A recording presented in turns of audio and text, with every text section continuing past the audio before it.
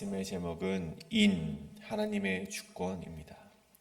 하나님의 주권이라는 말씀의 제목으로 하나님의 말씀 잠시 나누도록 하겠습니다.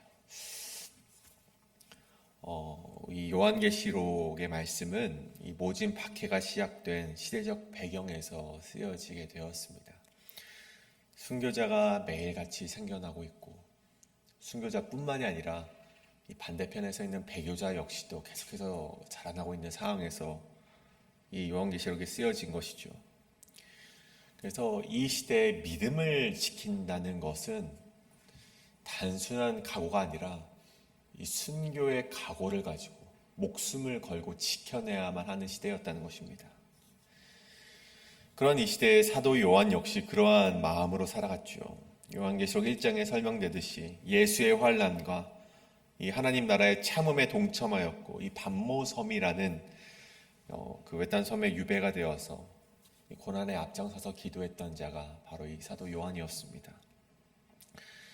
그렇게 간절히 부르짖던 요한에게 하나님은 환상으로서 이 역사의 비밀을 알려주시게 됐는데, 오늘 본문에서 이 7가지의 인 중에서 6가지의 인에 대한 비밀을 밝혀주는 말씀이 기록되어 있습니다. 그 하나하나 인이 어제 우리 목사님 말씀처럼 이 어린 양으로 인하여서 예수 그리스도로 인하여서 떼어지기 시작하는데, 그 속에는 이 모진 시대를 살아가는 자들, 이 순교자들을 향한 어떤 위로의 메시지나 축복의 메시지가 담겨 있을 것 같은데 그렇지 않았다라는 것이죠.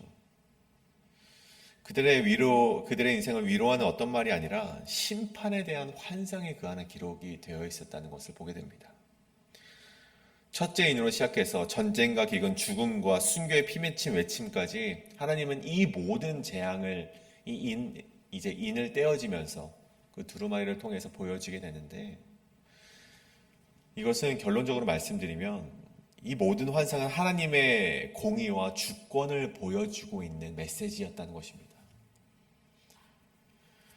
다시 말해 요한이 본 이 환상은 단순한 하나님께서 그에게 두려움이나 종말의 공포를 그에게 심겨주기 위해서 적어놓은 말씀이 아니라 하나님의 백성이 왜 고난을 당하는지, 그리고 이 모든 심판은 어디로 향하고 있는지를 보여주는 하나님의 응답이었다는 것이죠. 여러분, 고난받는 성도들에게 가장 필요한 것이 무엇입니까?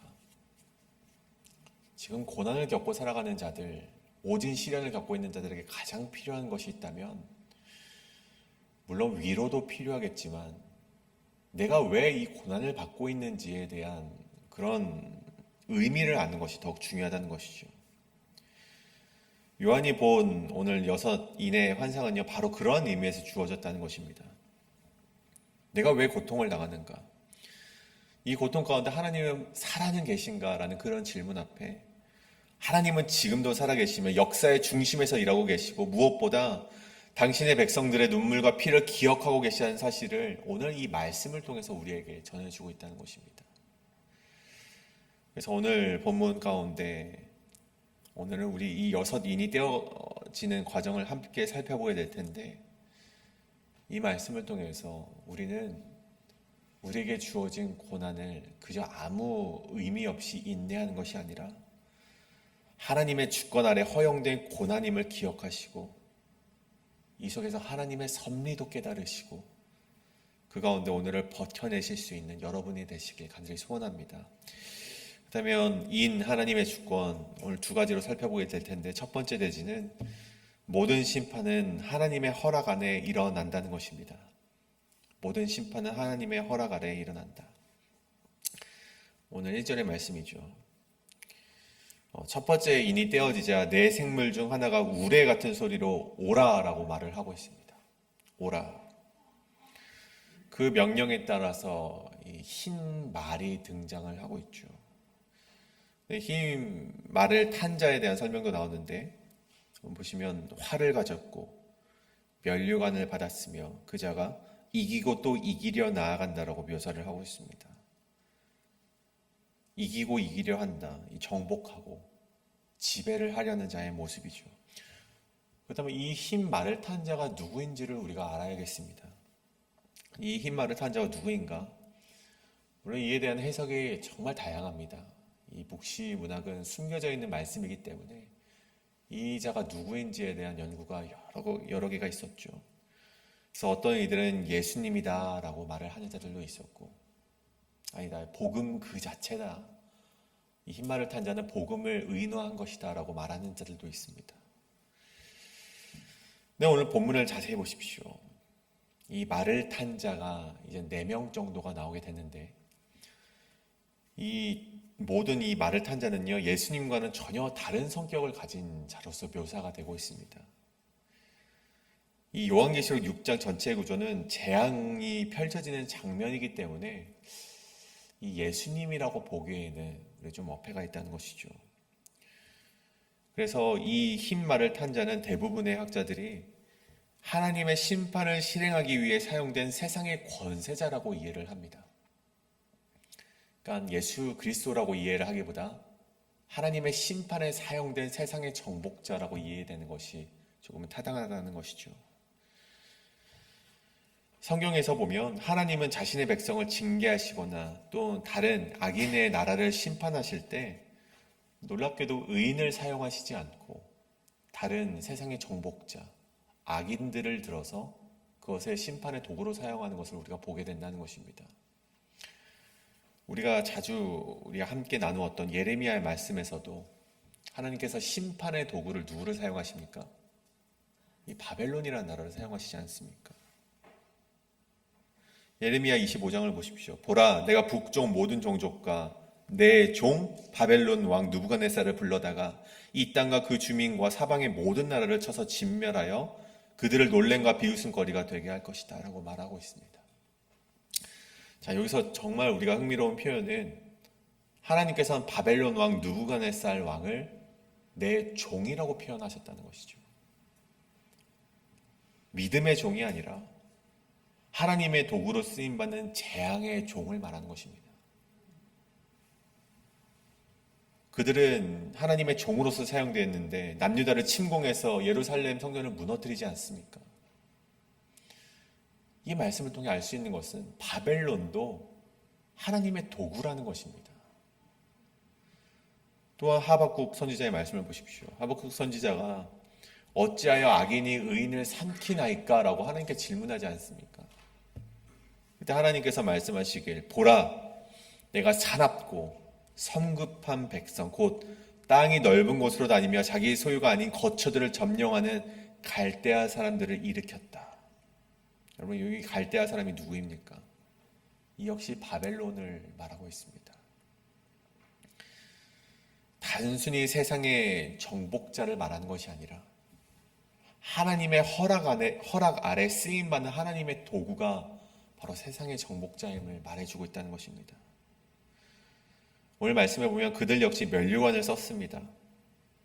하지만 그것은 영광의 면류관이 아니라 정복자의 상징을 말하는 것이고, 결국 이 첫 번째 말을 탄 자는 예수님이 아니라 이 종말의 시대에 하나님의 심판을 위해 허락된 세상의 정복자를 이야기하고 있다는 것입니다. 이것을 여러분 기억하시고 우리 둘째, 셋째, 넷째 인을 한번 바라보길 원합니다. 여러분, 둘째 인을 보십시오. 둘째 인이 떼어졌을 때도 마찬가지로 한 가지 말, 이 붉은 말이 등장을 합니다. 이 붉은 말의 사명은 무엇인가? 화평을 제하여 버리며 사람들로 하여금 서로 죽이게 하는 것이 그들의 사명이었습니다. 여기서도 중요한 단어가 한 가지 있죠. 허락을 받았다. 허락을 받아. 이 전쟁 역시 인간 스스로 자초한 것이 아니라 하나님의 허락을 받아 허용된 전쟁임을 오늘 말하고 있다는 것입니다. 여기서 붉은 말은 삼국지에서 나오게 되는 적토마처럼 날쌔고 재빠른 말을 의미한다기보다는 이 피의 색을 말하는 것이죠. 피와 사륙을 의미하는, 사륙과 전쟁을 의미하는 것인데, 이 전쟁이 종교적인 박해일 수도 있고, 이 적그리스도인으로 인한 이 핍박일 수도 있고, 여러 가지 전쟁으로 인하여서 생긴 사륙의 전쟁일 수 있지만, 결국 그 본질이 무엇입니까?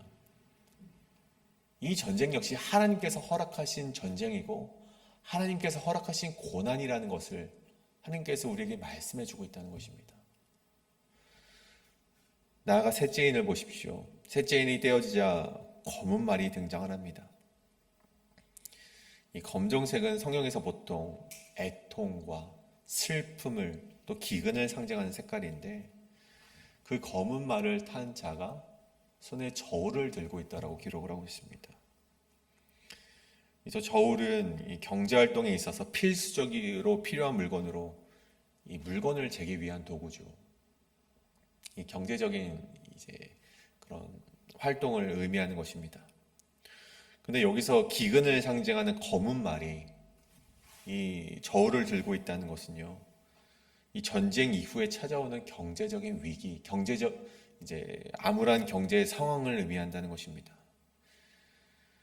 그러면 전쟁이 지나간 자리에는 반드시 기근이 남기 마련이고, 그 기근은 인간 사회를 무너뜨리는 실질적인 재앙이 됩니다. 오늘 말씀에 셋째 이제 인이 되어질 때 한 데나리온의 밀 한 대, 또 한 데나리온의 보리 석 대라는 것을 기록을 해놨습니다. 여러분, 이것은 당시 시세로 원래 이 밀의 가치보다 한 12배에서 16배 되는 가치라고 합니다. 그런 시세라는 것이죠. 그러니까 하루 품삯으로 하루 식량밖에 살 수 없는 시대가 도래했다는 것입니다. 근데 여기서도 중요한 메시지가 이어지는데, 그 뒤에 말씀에 보면 감람유와 포도주는 해치지 말라라고 기록이 되어 있습니다. 여러분, 이게 무슨 의미입니까? 여러분, 세 번째 인이 떼어졌을 때도 이것은 하나님이 허락하신 그런 고난인데, 감람유와 포도주는 해치지 말라라는 뜻은 하나님께서 이 기근의 범위를 제한해 두셨다는 것을 말합니다. 이 기근 역시 하나님께서 주관하시는 심판이며, 하나님께서 이 심판의 그 범위를 제한하심으로 말미암아 하나님께서 우리에게 주시는 메시지가 있다는 것입니다. 내가 너희를 혼내는 것인데, 내가 이 땅에 심판을 보내는 것인데, 이 심판 가운데 너희가 깨닫길 바라는 것은, 내가 포도주와 감람유까지 이 심판하기 전에 너희가 회개하여 돌아오라라는 것을 하나님께서 주시는 메시지로 우리가 받아들여야 된다는 것이죠. 결국 이 세 번째 인 역시 하나님의 주권에 의한 고난임을 보여주고 있다는 것입니다. 나아가 넷째 인이 떼어질 때에는 이 청황색 말이 등장을 한다고 합니다. 내가 청황색이 어떤 색인지 잘 알지 못해서 궁금해서 찾아보니까 이 창백한 녹색을 말한다고 합니다. 이 창백한 녹색은 사람이 죽었을 때 띠는 색깔이라고 하죠.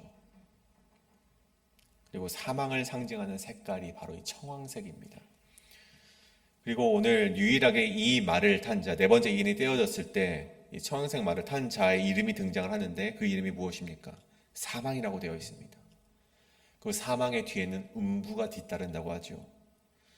결국 이 사망, 죽음이 끝이 아니라 이 죽음 이후에는 음부, 지옥이 뒤따르고 있다라는 정말 절망적인 메시지가 뒤따르고 있습니다. 그럼에도 불구하고 여기서도 한 가지 우리가 발견해낼 수 있는 메시지가 있다면, 그들이 땅의 4분의 1에 대한 권세를 얻었다라고 되어 있습니다. 여러분, 사망과 음부가 전지전능한 것 같고 우리가 이것을 벗어날 수 없는 것 같지만, 그 역시 하나님께서 4분의 1이라는 제한된 범위로만 허용된 권세를 그들에게 주셨다는 것을 말합니다.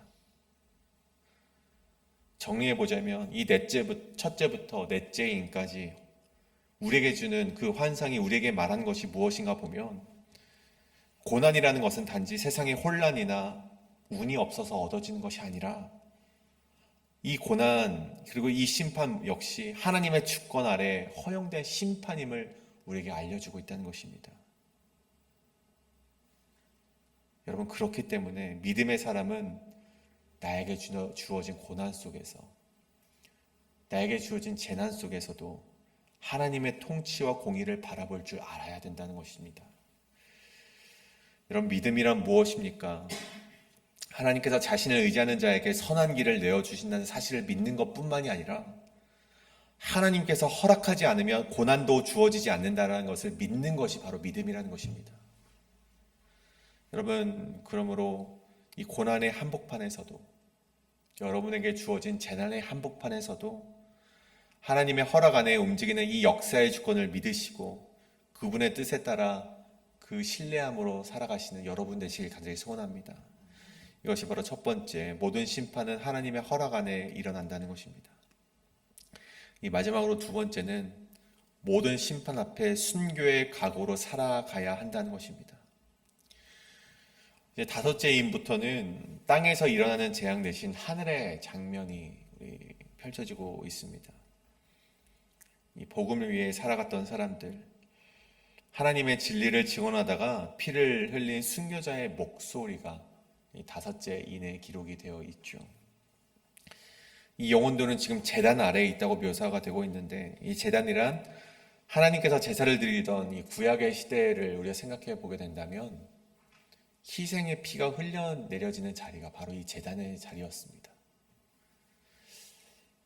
여러분, 이 제단의 자리, 세상이 보기엔 비참한 죽음일지 모르나 하나님께서는 이 희생을 기억하고 있다라는 것을 보여주는 자리라는 것이죠. 그런 그들이 하나님께 말하길, 대주제여 우리의 피를 언제 갚아주시겠습니까? 라고 하나님께 호소를 하고 있는 장면을 보게 됩니다. 언뜻 보면 이 외침은 굉장히 분노에 찬 복수를 바라는, 복수를 염원하는 자의 모습처럼 보이지만 사실 이 모습은 하나님의 공의가 언제 이루어질 것인지 기다리는 그런 탄원의 목소리로 우리가 바라보는 것이 맞다는 것이죠. 하나님의 공의가 언제 이 땅에 드러났는지 그런 마음의 궁금한 가운데 하나님께 호소하고 있는 장면입니다.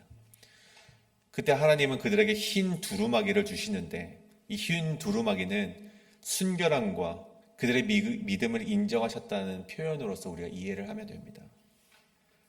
그리고 말씀하시기를 잠시 쉬라. 너희 동무 종들과 형제들도 자기처럼 죽임을 당해 그 수가 차기까지 기다리라 라고 말씀하고 있습니다.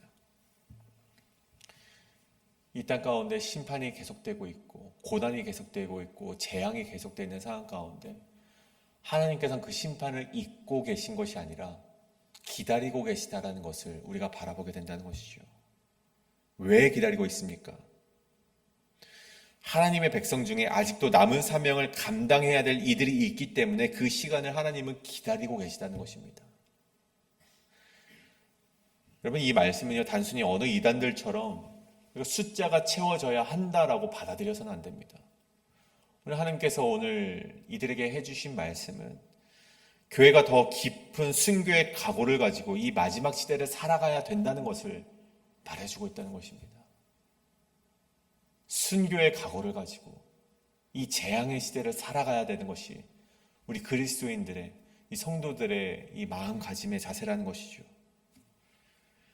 그리고 마지막 여섯째 인이 떼어졌을 때 여러분 어떤 일이 일어납니까? 이 땅과 우주 전체에 대격변이 일어납니다. 큰 지진이 일어난다고 표현되고 해가 검게 어두워지고 달은 피처럼 붉어지고 별들이 무화과 떨어지듯 하늘에서 떨어지는 이 어린 양의 진노가 이 땅에 임할 것임을 보여주고 있습니다.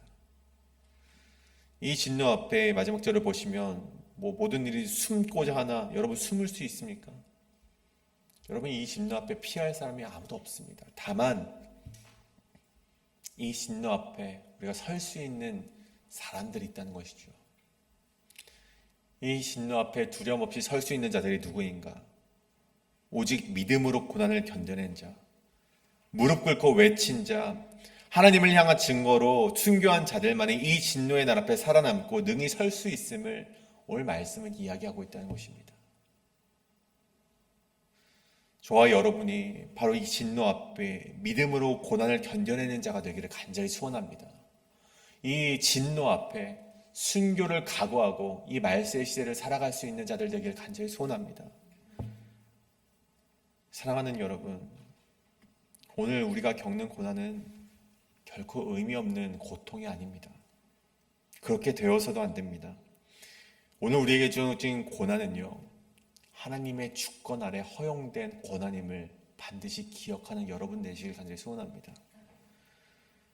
그 가운데 하나님의 공의는 멈춘 것처럼 보이고 하나님께서 잊은 것처럼 보일 수는 있지만 하나님께서 잊지 않으시고 기다리고 계심을 우리가 기억하시길 또한 바라고 있습니다. 하나님께서 무엇을 기다리시는가? 하나님께서 우리가 순교의 각오를 가지고 이 마지막 때에 하나님 앞에 믿음으로 서 나가기를 기다리고 계시다는 것이죠. 하나님의 그런 기대 앞에 우리의 믿음을 끝까지 지켜내시며 무릎 꿇는 자가 되셔서 이 심판의 날을 살아가시며 어린 양 앞에 능히 설 수 있는 자로서 살아가시는 저와 여러분 되시길 간절히 소원합니다.